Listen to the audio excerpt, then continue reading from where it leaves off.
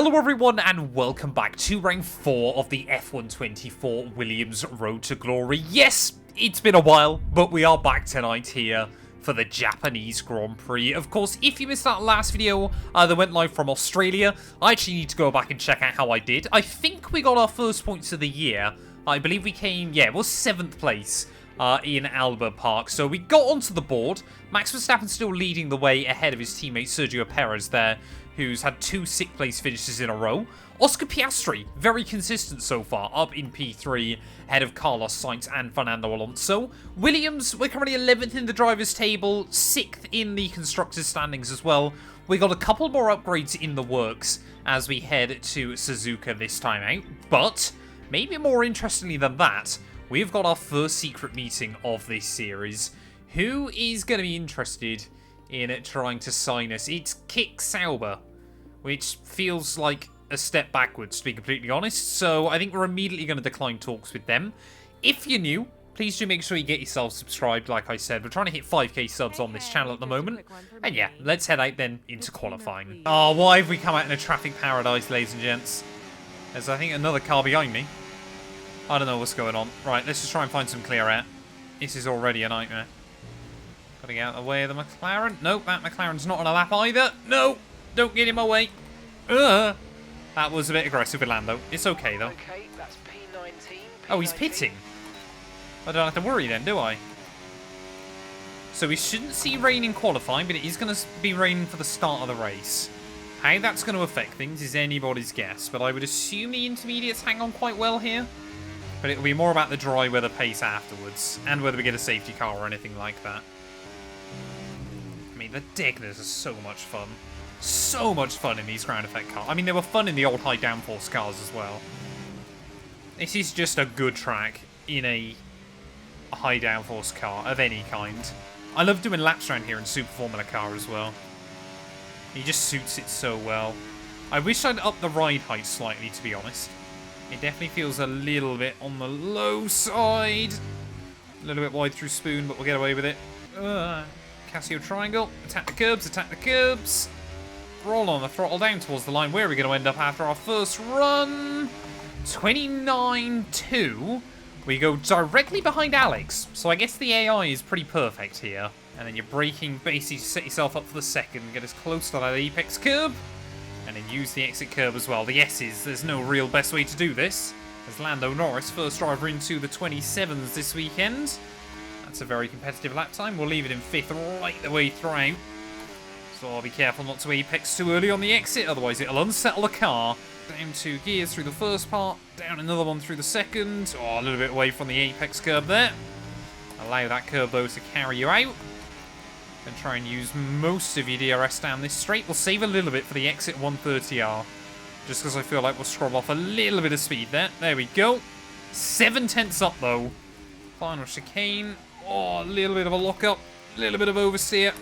Get the power down, though. It gripped up nicely on the exit. We're still 7 tenths up towards the line. Where are we going to end up? It is P12. Well, there we go. Lando Norris snookers away pole position there from Max Verstappen as Ferrari will lock out the second row. Alonso ahead of Perez, who starts P6, exactly where he's finished in the last 2 Grand Prix there. But Hamilton, Piastri, Stroll and Tsunoda rounding out your top 10. George Russell down in 11th place there. We almost out-qualified him. Albon ends up P15, 3 tenths slower than myself, as there's then a big drop back to Zhou Guanyu, Kevin Magnussen and Valtteri Bottas, who line up at the rear of the field. Okay, back of the grid. It's not great, but let's make the most of it. Good luck. Back of the grid? I'm P12.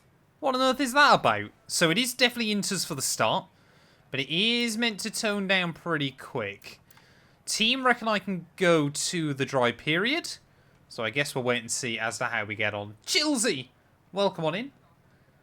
Let's do this. I think your tyre pressures might go in this race. If my tyre pressures work perfectly throughout this entire race, it'll be a miracle.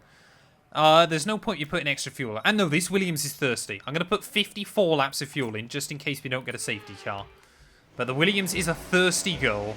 Can we get a good start? I don't do many wet races on this game for some reason. Lights out and away we go. Come on. Get that power down. This is just not looking good. We'll try the outside line in turn 1, but Russell might squeeze me. Nope, Tsunoda's going to do it. Home race, though, so I'll let him get away with that. As I mean, we had gone around the outside of George before we went off the circuit. There's Alonso there. I just was watching him at the wrong time. And Tsunoda, everybody concertinaed back up, and it is so tricky in this car. It has got no grip in the rain. It is terrible there, as Hamilton now making moves on Perez, so he's going a little bit backwards early on. We've got decent traction, just not much grip, which is a bit odd. Down the inside of George. See, should never have left Williams, mate. Clearly the car's better than you. Why on earth do I know a thing or two about thirsty girls? Where on earth does that come from? Holy moly. There is... Well, 130R then, chat, is flat-ish. As Lando still leads at the end of lap 1. Him and Max already pulling away. That could have genuinely been game over on lap 1. Either way, though, with this series, I kind of want to be able to have at least, you know, competitively fun races whilst being able to read chat, rather than it just becoming an absolute sweat fest. Otherwise, it just gets really boring. Especially around a track like next time out we're in Shanghai. That's going to be painful anyway, and is a sprint weekend. So it's kind of like, it's for those races as well, where I'd rather have some kind of fighting chance, rather than just having a really boring 3-hour evening. Stroll to Merc in F1 Manager. What on earth is that? So I also, chat, for about the 3 of you that will care, finished the first season of MotoGP today. So that video will go live tomorrow, and you'll get a good idea as to how, like, transfers... Well, yes, you won't in that video, but I've now got a good idea about how, like, transfers and stuff work. It's actually quite interesting. But I don't think, sadly, the AI move up or down the up and down the leagues. They just move teams, which is a bit of a shame. Oh, AI are in. AI are in. We're going 1 lap longer. I don't know whether this is a good idea or not. You're in the top 10. Well, both Aston Martins have stayed out, so have our top 2. Most teams have opted to stack, though, chat. I think we made a bad call here. The tyres should have enough grip on them for 1 more, but it is definitely pitting time. Is Fleush rated worse than pulling? Wouldn't surprise me. 1.8 seconds. I mean, let's be fair. Sophia Fleush isn't exactly doing much in F3. I'm doing my best impression of her right now. There we go. Russell will make it through. I mean, the car feels twitchy over the curbs. And how much time is Sainz taken out of me on this lap as well? Apart from the mistake, we'll ignore that. He's not actually gaining anything. There we go. So it is time for the dries. So maybe staying out 1 lap longer, especially if the AI tripped each other up in the pit lane, might not be such a bad thing for us. I know we've lost 1 spot to George. But maybe we could be up inside the top 10. Don't get done for speeding. Thank you. And luckily, we're right down the far end as well. The F Academy drivers are worse than the F3 drivers, are they? But I swear there would be some overlap, surely. Okay, go, go, go. Perfect job from you and the crew there, mate. We're delighted with that. So we might be one of, if not the only car on mediums here, which hopefully will help us out over the next couple of laps. But I think going long's worked. It's really worked. We've got the jump on Stroll. Oh, that hasn't worked. But we're up into P7 then, so where we finished last time, now it's just a case of trying to stay on the dry line and kind of wait and see what the cars in front are doing. What's the strategy, the AI? Okay, they're on fresh hards. Their tyres are just 1 lap old. Time last lap, 2 minutes, 02.6. Why doesn't it tell you what their strategy is? Like, I want to know whether he plans on pitting again or not. Oh, no. I'm trying to cough and I've ballsed it up. Damn it. Stroll won't get me in a straight line, but he will through the corners. Right, I think we've got to try and get a run on Stroll this time. We use a bit more battery down here. Try and sit us a bit closer, ready for turn 1. But again, we've got to try and save up a little bit of charge there to try and get the full attack mode on him. I tell you what, yeah, I mean, we are on softer tyres, admittedly, still, but I don't feel completely out of our depth at this stage of the race. There we go, new fastest lap, okay. Keep this up, well done. The gap to the car in front is less than 1 second now. Well done, let's try and get past in the DRS zone. Already done it, Mark. And up then, back into P7 we'll go. I would take another P7 finish, chat. I'll be honest. Like, if we finished P7 basically every race at the end of the year, that would give us like 150 points, which would not be a bad haul. If Le Mans Ultimate released a career mode, any interest there? I did actually look at potentially doing one in the past, but ultimately just the game was a bit too buggy still. I do want to do kind of more like sim racing series like that in other games. I mentioned it a couple of nights ago that I wanted to do a Formula E one. But like doing like Le Mans Ultimate or Formula E or even like V8 supercars on iRacing. I know Gary's done one as well. There's something like that. IndyCar as well, NASCAR. But I'm going to wait for NASCAR 25 to release. But yeah, things like that I would really love to do at some point. Yeah, I've got nothing. I've got no straight line speed against Leclerc. Kind of took me by surprise there, and then broke really early. No, Piastri! Damn it! Not afraid to get the elbows out there as young Oscar, and I paid the price. Oh, come on.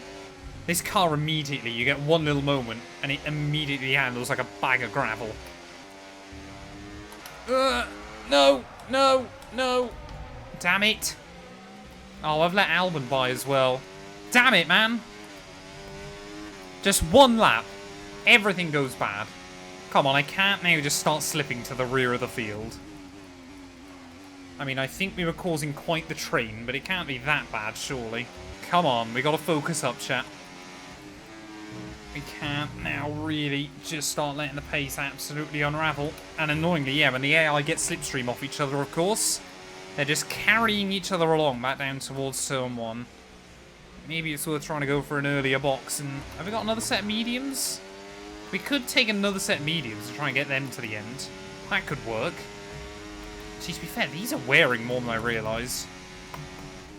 We've only done like 15 laps on this set. I think it's slightly more than that, but... No, it must only be, yeah, about 15 laps. And we're already nearly at 40%.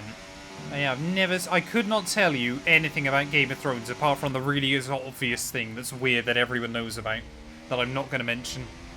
But I'm sure Bradson is already typing out in chat now I've said it. Oh, 51%, yeah, these tyres are not having fun. I'm happy we certainly didn't try to commit to trying to get these to the end, because that was never going to happen. I mean, the AI... Surely their tyres are going to be screwed by the end of this as well. There we go. Team reckon it's the perfect time to pit as well. We're going to be going to another set of mediums, Michael. The race started in intermediates, which means we can use any dry tyres we like. So that's why we're going to double medium it. Right. Stay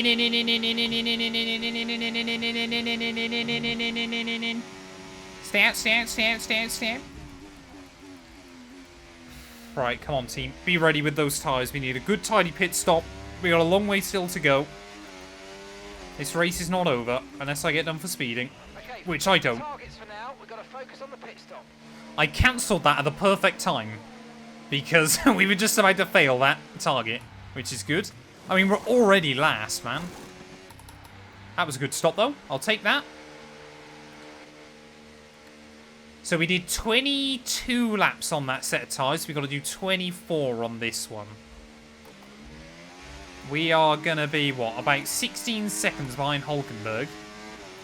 We basically, if we want a chance at points, we need to be about a second a lap faster than the AI to the end. That's the goal. Which I hope early on in the stint we're going to be more than. But later on in the stint we'll probably be less than. So chat, I had actually started trying to post videos onto Matt212 Solitaire. YouTube won't let me post videos longer than 15 minutes. So do I just post the run where I win, or do I try and post up videos? It's 9:15 in the UK, which isn't that late, but normally I have a 10 PM bedtime. A self-induced one, I must add. And so the only way I can upload videos longer than 15 minutes is if I verify that YouTube account with a phone number, but you can only verify 2 accounts a year, and I've already done that this year. But I don't know what accounts I would have done that with. Matt212 Motorsport, I would assume. But apart from that, I don't know. Any thoughts on the FP1 Will copyright situation? So, I love Will. I've known Will for so many years now. I think he's a lovely guy. I do watch some of his content still. Ultimately, I find nowadays his humour isn't as much for me. I feel like he's acting, like from what I've seen, he's acting within his rights of fair use in the way he transforms the content. I think the problem is anybody that's worked inside the F1 space or has worked around F1 content in the past knows it's impossible. They do not give you an inch. And honestly, I think nowadays it's to their own detriment. I've got into NASCAR pretty much entirely because of NASCAR content creators on YouTube. Because NASCAR have a policy of as long as you're not uploading like a full race from the last 5 years, you can use basically any footage you like. And that's great. And that does wonders to get more people into a sport. Formula 1, you use anything at any point, they will throw the banhammer at you. So Will, absolutely do I think he's well within his rights, and I think he is transforming the content enough to constitute fair use. Unfortunately, he's also, and I know he's aware of this, and I wonder if there's an element of he knows he's got lucky with it for a long time. Formula 1 will always come absolutely swinging at you. And it's pretty simple the way YouTube works. Formula 1 have more money than FP will, or myself, or anybody else does. Therefore, they will win. Real simple. You just will not get away with it. You know, you can claim fair use, they'll sue you, and they can afford to sue you hundreds of thousands of times over. Will can't afford a lawyer. He won't be able to do anything on those grounds. It's impossible. So, as much as I feel like, yes, he's not breaking any rules, technically, I completely also am there going, yeah, you kind of expected that was going to happen. Rant over, but that's my thoughts on it. Like, we're still definitely quicker, but I don't think we're enough quicker, annoyingly. Unless we get a safety car or something like that. But here we go then, up to the back of Hulkenberg. I don't know when we last made an overtake. I guess it must have been on Stroll quite early on in the race. But we're going to try one on the Hulk. Send it! Get it slowed down on the apex, and thank you very much. We're no longer last, which is good. Come on, we've got to get a run now. Got to try and get the pair of them. Go, go, go, go, go, go, go.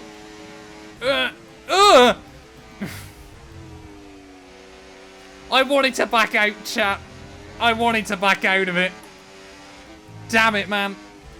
I was gonna back out, and then they both broke earlier than I expected. I guess we're going for fastest lap. Oh, damn it. Hulkenberg, give me some room. Oh, man. Okay. Don't know how we hung on to that. F124. Thoughts on Fanatec going into administration? I mean, it's not surprising, is it? Like, the people that worked there absolutely deserve better, but Thomas Jackemeyer, from everything I know, a complete just wrong person for the job when COVID happened. Like, again, this is going to be another rant chat, but just enjoy it. So basically, obviously, COVID happened. All your professionals and racers were doing sim racing events, and all of them were using Fanatec gear. Great. Fanatec absolutely selling out everywhere, doing a world of good. You know, they're making bank, making so much money. They're selling out products, oh, excuse me, that they haven't even got. They're that in demand. People want that much Fanatec gear. So, of course, you've got all this profit, you know, because, you know, the markups on that kind of thing is quite high anyway. You know, you're probably spending 500 quid on something that costs 200 to make, I would assume, maybe even less than that, in terms of the whole, like, build process. So you think, right, we've had all this expansion, you know, we've got all these new partners and companies and eyes on our product. What do? We either invest the money and make more new cutting-edge products for our fans. What did the CEO of Fanatec do instead? Ooh, you know what I want? I want a Formula 1 car. So he bought, apparently, I think it was the first ever Toro Rosso, the STR01, which famously in its own right, fun fact, is the last ever V10 Formula 1 car. So I think he bought that and literally would take it to like track days and stuff and like show it off. They then sponsor, like, the GT3 World Series or whatever it's called. And, like, rally events all around the globe and things like that in WRC. But, obviously, in all of this time, there's no new Fanatec stuff for the average consumer to buy. So, very quickly, you've obviously got less products. But they have a get-out-of-jail-free card. Because the Black Friday sale's coming. So, what do? They sell, I think in the end, now don't quote me on this, but I think it was something ridiculous, like 3 times more stock was sold during Black Friday before stuff went out of stock on their own website than they actually ever had. So obviously you'd click on something, you'd buy it at like 30% off, which is huge for Fanatec gear, and they'd be like, great, that order's registered, it'll be with you in a week. And then you would hear nothing for months. Like, there's people still to this day waiting on their gear to arrive, waiting for confirmation, waiting for delivery, and they were like, oh yeah, no, we just don't have it, or oh yeah, it's a backlog in China. No, that was you were too busy spending money on everything else. Now, can't afford to pay the Chinese company that is building all this stuff, so obviously Moser's now taking most of it and selling it for cheaper with some slight alterations. How stupid can you be? Moser is incredible. Better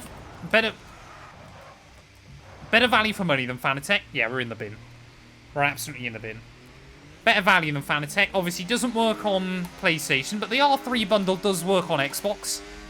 If you want that.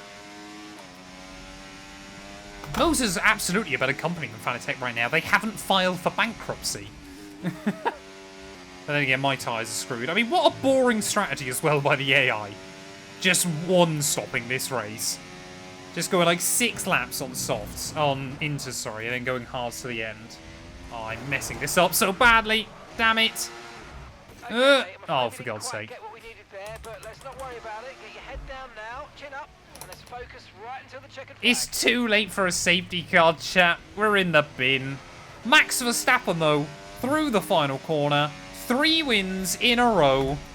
Early on in this season, he still absolutely looks in control, but what a race-long battle it was between him and Lando Norris here in Suzuka. For us, though, it's a pretty disappointing day out. We've had a lot of those so far this campaign.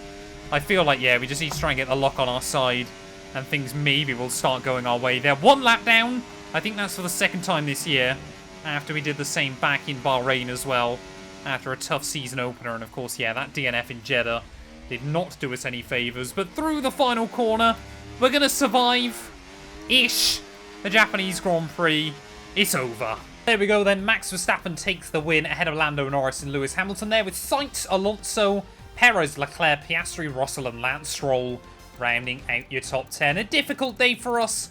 Ultimately just didn't have the pace or the consistency, but we did get fastest lap. Sadly, we don't get the point for it, but still, that is a bit disappointing there. Thank you all so much for watching, though. We will be back very soon. Next time out, we've got back-to-back sprint weekends from Shanghai and then Miami. So, yeah, we got a couple of tough races coming up, but I feel like we're slowly getting Williams towards the points. We'll be back very soon with more F1 24 content.